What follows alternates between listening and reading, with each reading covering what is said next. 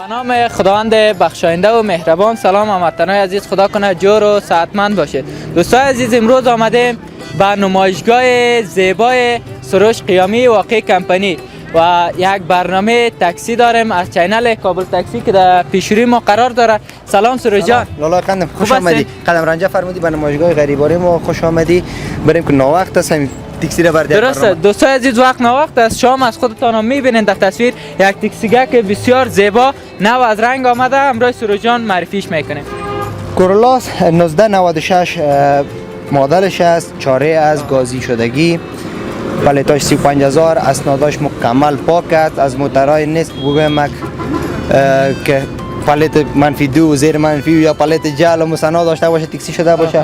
پلیت قبلیش منفی 6 بوده دیگه. موتر از با چوکات با تمام چیزش با ضمانت میشه. همکار فیلمبردار ما تصویرهای داخلیش داشته باشه و بیرونیش. بسیار موتر شوقی است دیگه. قیمت از این موتر بیادر قندم است. در بازار فعلا تاکسی ها با $6000 خرید فروش میشه.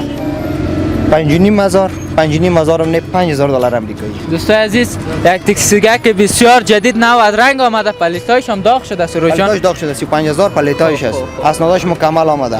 اسناداش مکمل پاک، پلیتای داغ شدگی، یک رنگ بسیار عالی زیبا که سروش جان به معرفی گرفت. تشکر سروش جان. یک کدام گفتنی داری؟ پرده کامرا در خدمتتانه. بخیر باشین، زنده باشین. تشکر از بیننده های چنل یوتیوب شما.